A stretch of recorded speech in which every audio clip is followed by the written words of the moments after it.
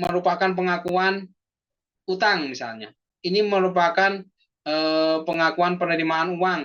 Ini terutang karena surat pernyataan seperti itu. Nanti jadi terutang atau tidak, kemudian alasannya apa? Alasannya karena termasuk dokumen ini atau termasuk dokumen itu. Berikutnya kita akan belajar mengenai BPHTB. Kalau kemarin kita belajar POTWUT, masih ingat POTWUT? Salah satunya adalah PPH final 4 PPH final 4 ayat 2. Di PPH final 4 ayat 2 itu ada penjualan atas tanah dan bangunan, pajak penghasilan atas pengalian tanah dan bangunan. Kalau di sana adalah pajak penghasilan atas pengalian, berarti terutang untuk yang menerima penghasilan. Dalam hal ini adalah yang punya tanah atau yang jual. Di sisi lain, ternyata di sisi pembeli itu kena pajak juga. Kena pajaknya namanya biaya perolehan atas hak dan tanah. Saya minta minum dulu. Lidah saya dari tadi keseleo mulu. Jadi dari sisi pembeli, dia juga dikenakan pajak. Nah, pajaknya itu namanya BPHTB. BPHTB ini pengelolanya bukan lagi DJP. Sampai dengan tahun 2011, BPHTB ini dikelola oleh DJP, tetapi uangnya disetorkan ke Pemda menjadi PAD atau pendapatan asli daerah. Tapi mulai tahun 2011 sampai dengan kapanpun nanti itu menjadi haknya Pemda dan dikelola oleh Pemda. Jadi BPHTB ini adalah salah satu pajak daerah. BPHTB adalah pajak yang dikenakan atas perolehan hak tanah dan bangunan. Nah, perolehan hak atas tanah dan bangunan ini adalah perbuatan atau peristiwa hukum yang mengakibatkan diperolehnya hak atas tanah dan bangunan oleh orang pribadi atau badan. Jadi, yang beli mau OP, mau badan tetap terutang BPHTB. Ini yang sekali lagi yang beli. Kalau yang jual kena pasal pajak pusat ya. Nah, objeknya adalah perolehan hak atas tanah dan bangunan. Perolehannya tadi atas apa saja? Bisa karena jual beli,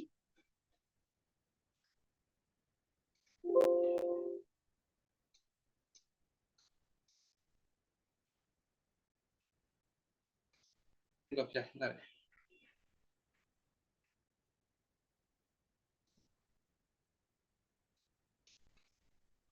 Bisa karena tukar menukar, tukeran, aku punya tanah, kamu punya tanah, kita tukar-tukeran yuk gitu. Itu juga terutang untuk masing-masing yang menerima.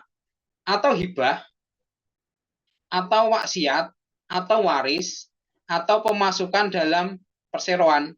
Berarti ini atas nama orang pribadi dimasukkan ke PT atau CV sebagai setoran modal. Atau pemisahan hak, misalnya perusahaannya dibubarkan mau diambil lagi tanahnya, atau penunjukan pembeli dalam lelang. Kalau ada tanah di lelang karena gagal bayar, kemudian kita beli, maka kita juga terutang BPHTB. Kemudian pelaksanaan putusan hakim atau penggabungan usaha. Kemudian peleburan usaha, pemekaran usaha, atau hadiah. Atau pemberian hak baru. Atau di pemberian hak barunya karena pelepasan hak atau di luar pelepasan hak. Kemudian yang dimaksud hak tadi, hak di sini ya, itu apa sih? Bisa juga karena hak milik, bisa hak guna usaha, bisa hak guna bangunan, hak pakai, hak milik atas satuan rumah susun, atau hak pengolahan. Contohnya nih, misalnya tanah negara di Kalimantan yang gede banget. Nah, ada swasta yang pengen pengen digundulin, kemudian pengen ditanam kelapa sawit. Tapi ini tanahnya negara. Maka dia mengajukan ke negara, Pak, itu tanahnya aku sewa dong. Nah, kemudian dikasih sewa. Nah, kan awalnya ini hanya nggak ada nih, ini dari negara mau dikasihin. Tapi perusahaan sawit ini kan menjadi yang awalnya tidak punya hak atas tanah tersebut menjadi punya hak. Nah, hak tersebut itu menjadi pemberian hak baru karena sebelumnya belum ada yang memiliki.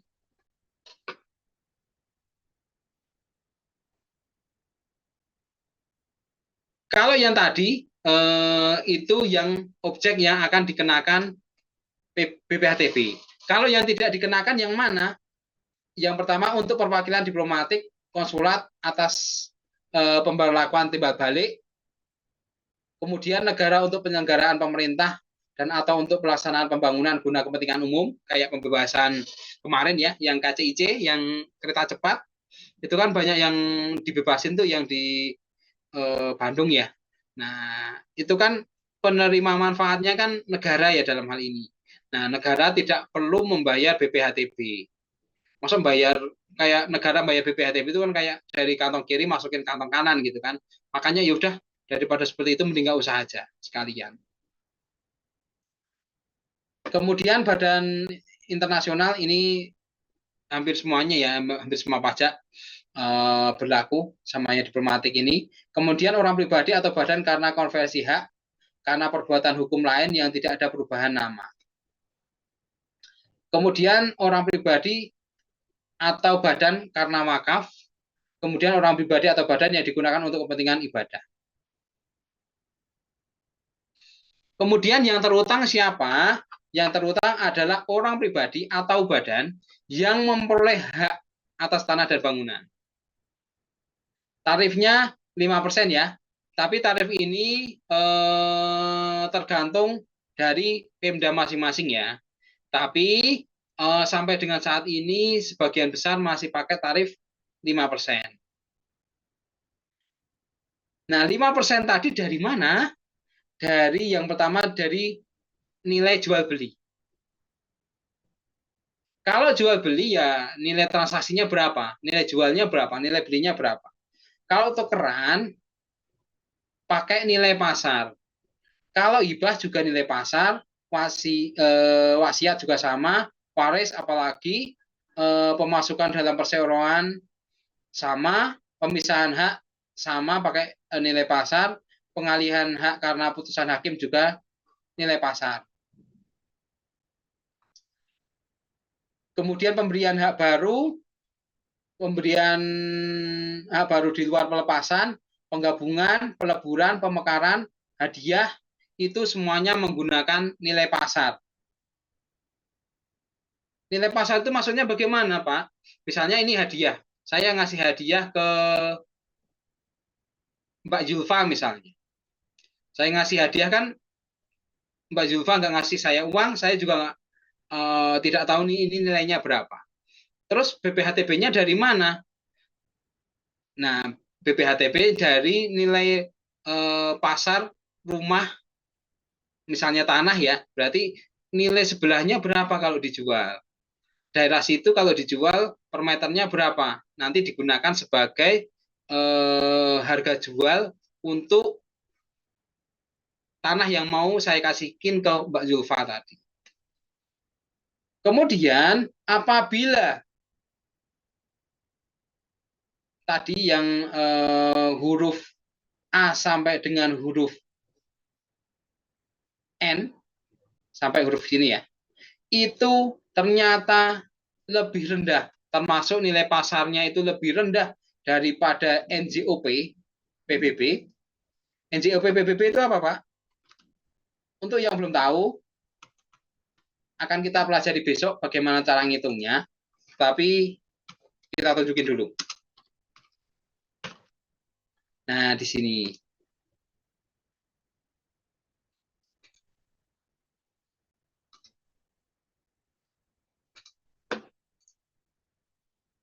Nih misalnya nih NJOP.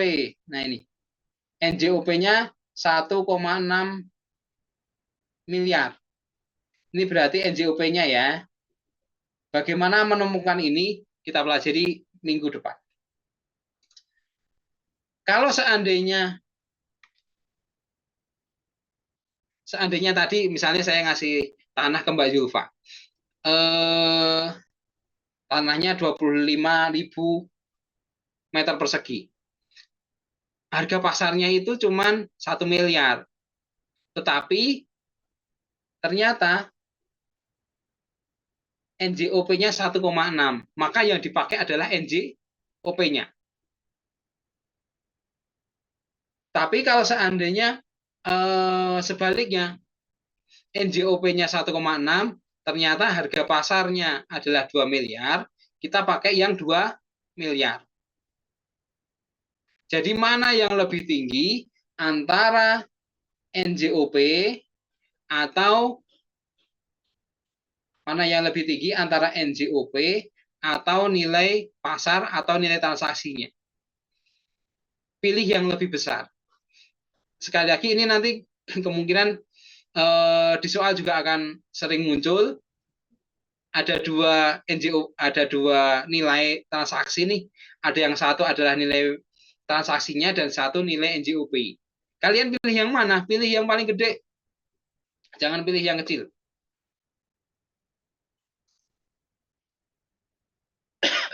Tapi untuk yang lelang, kita pakai nilai lelangnya. Kemudian apabila NJOP belum ditetapkan, maka bisa mengajukan penilaian ke kantor pajak. Kantor pajak daerah dalam hal ini ya, bukan DJP ya. Nah, NJOP TKP atau nilai jual objek pajak tidak kena pajak.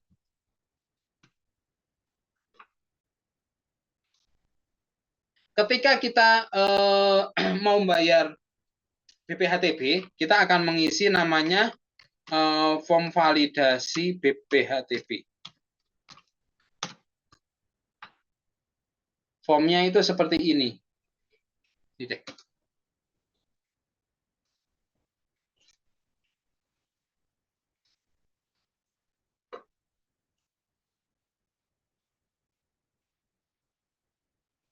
Nah, ini form yang akan kita isi itu seperti ini.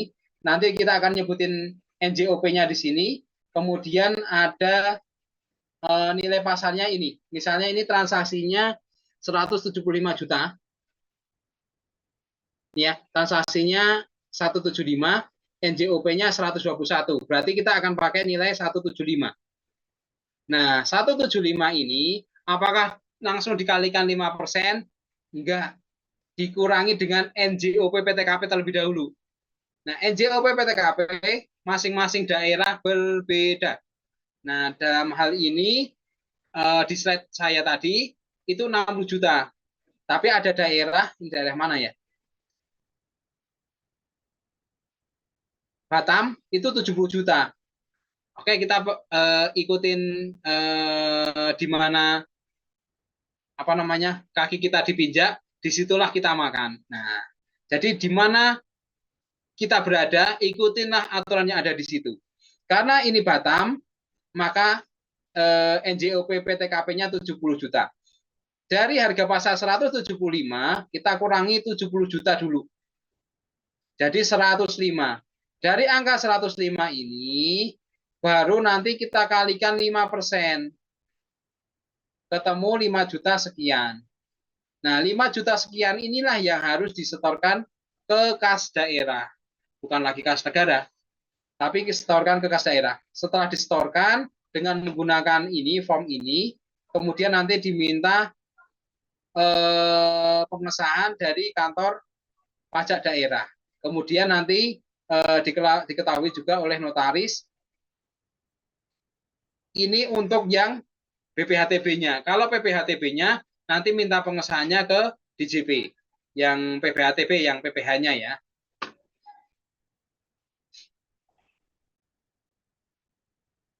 Nah, di slide saya masih 60. Ini untuk Bandung. Di Batam tadi 70. Jadi ngikut daerahnya ya. Untuk soal, nanti tak kasih tulisan NJOP TKP-nya berapa. Berarti NJOP TKP ini nanti akan menjadi pengurang. Khusus untuk waris dan hibah, berarti untuk anak istri ya, kok anak istri. Untuk anak ataupun untuk waris atau hibah yang 1 derajat itu bisa sampai dengan 300. Untuk yang transaksi pada umumnya itu 60 atau 70 juta, dalam hal ini 60 ya, tak sebutin 60. Untuk transaksi hibah atau waris 1 derajat itu sampai dengan 300. Kemudian tarifnya, tadi kan nilai jual objek pajak dikurangi nilai perolehan objek pajak tidak kena pajak ya. Nah, nanti NPOP PKP ini yang kena pajaknya berapa? NPOP PKP ini kita kalikan dengan tarif BPHTB yaitu 5%. Ini untuk transaksi pada umumnya. Kalau untuk transaksi waris dapat diskon 50%. Jadi diskonnya dua macam ya. Pengurangnya bisa sampai dengan 300. Kemudian BPHTB-nya tarifnya yang awalnya 5% jadi 2,5%.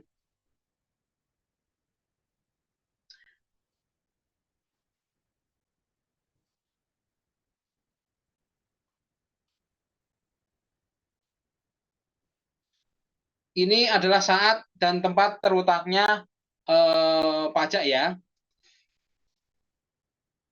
Jadi terutangnya pajak ini kapan? Yaitu sebelum untuk jual beli, tukar menukar, hibah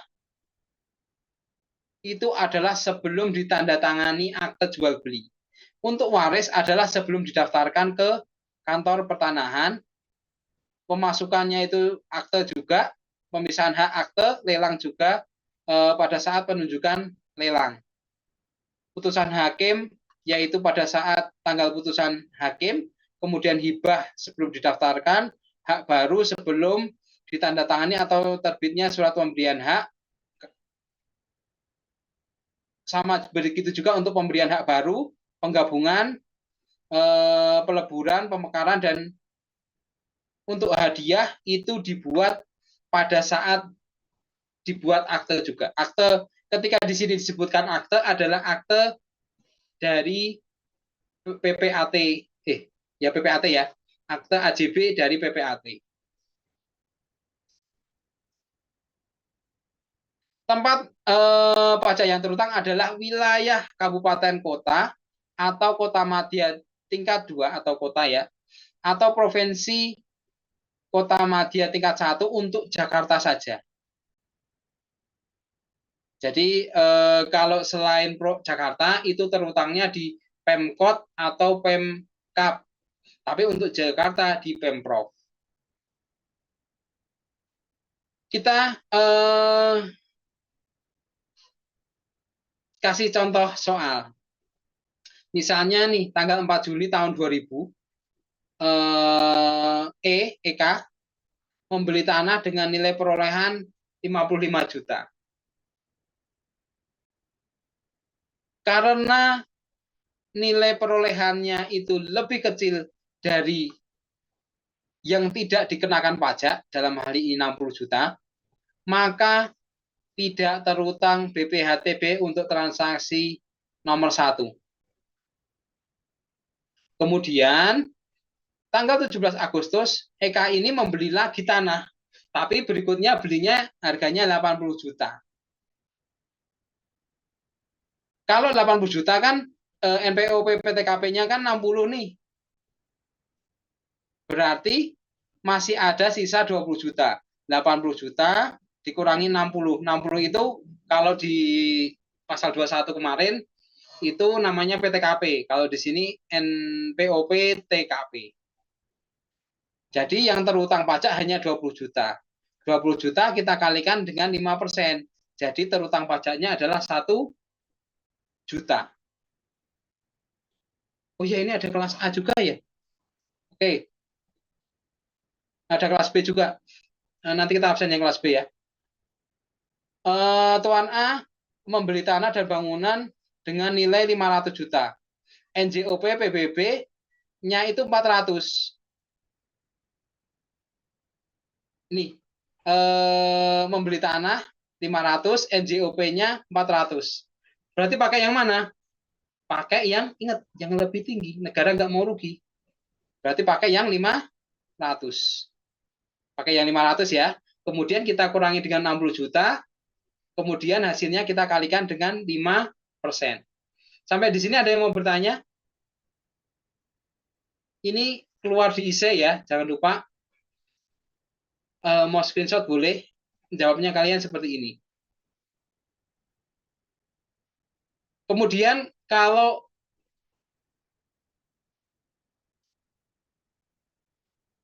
apa namanya?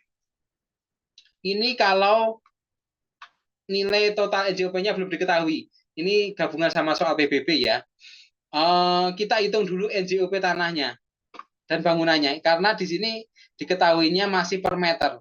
Luasnya 1000, NJOP per meternya 537. Berarti NJOP tanahnya kita tinggal kalikan aja. 1000 kali 537. Begitu juga untuk bangunannya. Kita tinggal kalikan 500 dengan 700. Ketemu 350. Nah, nanti totalnya kan 887 ya. Nah, ini adalah NJOP PBB. Sedangkan transaksinya adalah 950. 950 dan 887 pakai yang mana? Pakai yang lebih tinggi. 950. Maka kita pakai yang 950. 950 kita kurangi dengan NJOP PTKP, dalam hal ini 50 juta ya. Maka tinggal 900. 900 ini kita kalikan dengan tarif 5%. Jadi yang dibayar adalah 45 juta. Berikutnya, hibah. Hibah itu ada dua spesial. Yang pertama, apa namanya? Pengurangnya bisa sampai dengan 300, kemudian tarifnya 2,5% aja. Jangan sampai lupa. Yang pertama kita cek dulu berapa sih NJOP-nya. Kita tinggal kalikan masing-masing seperti tadi ya. Ternyata NJOP-nya 670, sedangkan nilai pasarnya itu 650. Berarti gedean NJOP. Karena gede NJOP, kita pakai nilai NJOP. Jadi ingat ya, ini pakai yang paling besar. Kita pakai 670. Tadi pengurangnya bisa sampai 300 ya, maka kita kurangi 300. Berarti tinggal sisa 370 juta. Nah, 370 juta ini kalikan berapa persen? Kalikan 50 dulu, baru kali 5%. Seperti ini. Jadi tarifnya akan NJOP-nya, NJOP PKP-nya lebih tinggi, kemudian tarifnya juga 50%. Mohon di capture atau dicatat. Siapa tahu nanti keluar di ujian. Nah, kayaknya ini akhir dari BPHTB. Setelah ini kita absen ya. Untuk yang kelas B. Ada yang mau bertanya enggak?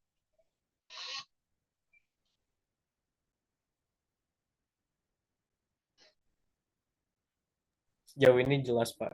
Jelas ya. Ini tolong dicatat atau mau di capture, monggo. Mau dipoto boleh. Siapa tahu nanti saya keluarin di ujian.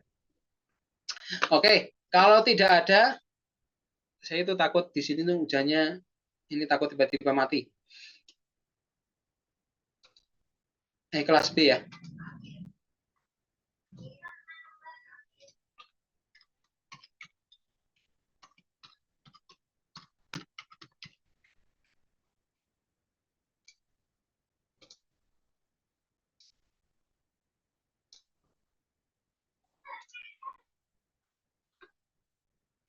Teh Amanda? Hadir, Pak. Oke, terima kasih. Ananda?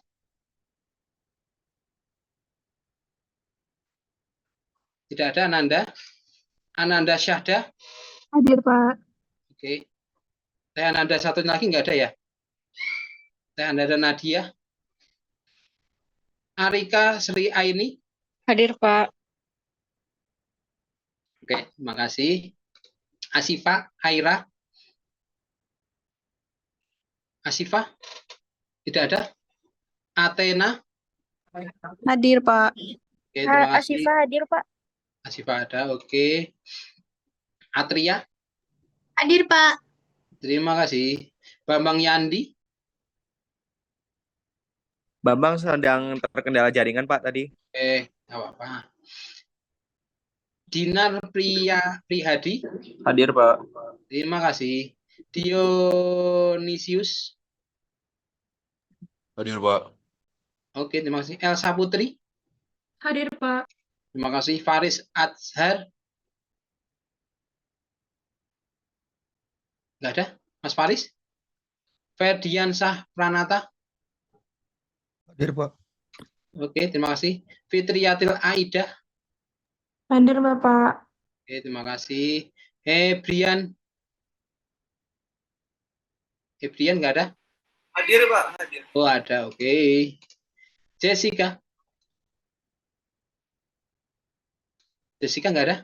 Lukman, Hadir, Pak. oke, terima kasih. Muhammad Afradipa, Hadir, Pak. terima kasih. Muhammad Aski, Hadir, Pak. oke, terima kasih. Muhammad Ezhar, tidak ada.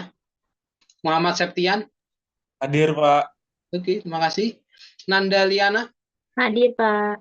terima kasih. Nisa Aulia Damayanti, Hadir, Pak. terima kasih. Nuraini, Hadir, Pak. terima kasih. Ogi Berta, Hadir, Pak. terima kasih. Putri Dian, Hadir, Bapak. terima kasih. Raden Siti Nabila, Terkendala koneksi, Pak. oke. Radia Yudiastama, Hadir, Pak. terima kasih. Rahayu Herliantini, Hadir, Pak. terima kasih. Raihan Satria, Hadir, Pak. terima kasih. Randy Filiang, nggak ada. Rizka Maria, Hadir, Pak. terima kasih. Siti Komaria, tidak ada. Tira Putri, Hadir, Pak. terima kasih. Kita ulangi dari atas.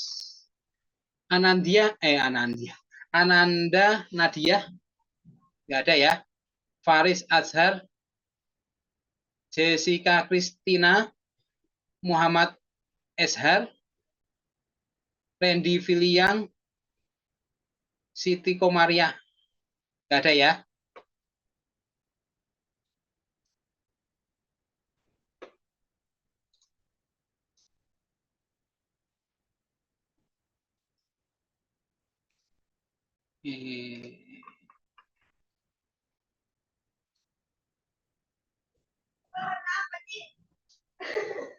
Oke.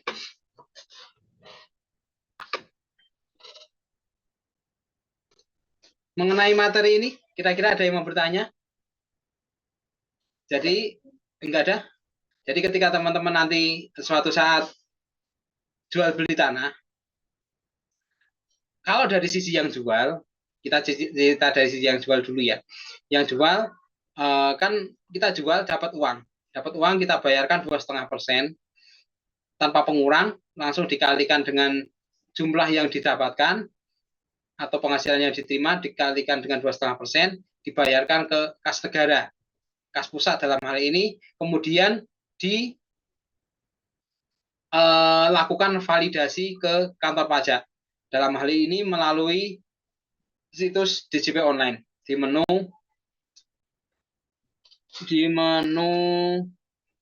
apa ya, saya lupa. Ada di menu layanan di DJP online, ada salah satu menu untuk validasi ini. Itu dari sisi penjual.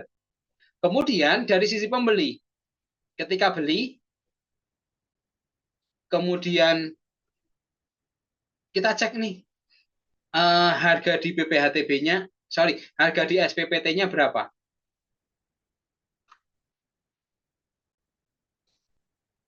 Misalnya dalam kasus ini,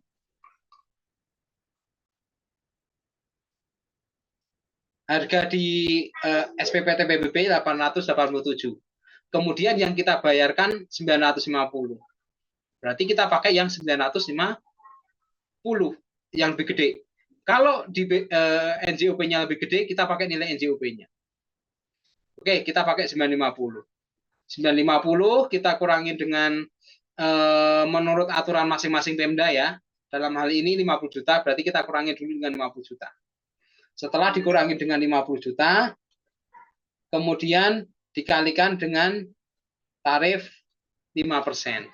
Nah, untuk 45 juta. 45 juta ini kita setorkan ke kas daerah melalui bank daerah ya biasanya. Kemudian kita minta validasi ke BPKAD atau Dinas Pendapatannya Daerah ya. Kemudian hasil dari BPHTB sama PPHTB tadi, kemudian dokumen-dokumen lain dibawa ke notaris. Nanti notaris setelah melihat semua dokumen akan menerbitkan surat atau akte jual beli atau AJB. Notaris atau PPAT ya. Nah, PPAT akan menerbitkan akte jual beli. Nah, semua dokumen tadi ditambah akte jual beli nanti dibawa ke kantor pertanahan. Nanti sama sertifikat yang lama ya. Sertifikat yang lama nanti akan diganti kepemilikannya yang awalnya miliknya Mbak Natasha, nanti Mbak Natasha akan dicoret diganti Mbak Athena misalnya. Seperti itu prosesnya. Jadi cuman ganti nama di sertifikat, prosesnya baik penjual sama pembeli harus sudah melunasi kewajibannya masing-masing dan harus divalidasi oleh tempat pembayaran masing-masing. Kalau yang PPH ke kantor pajak, DJP dalam hal ini, yang BPHTB ke Pemda masing-masing. Sementara itu mengenai BPHTB dan Meterai, minggu depan setelah ujian PPHOP, kita akan belajar mengenai NJOP, dalam hal ini tentu saja mengenai pajak bumi dan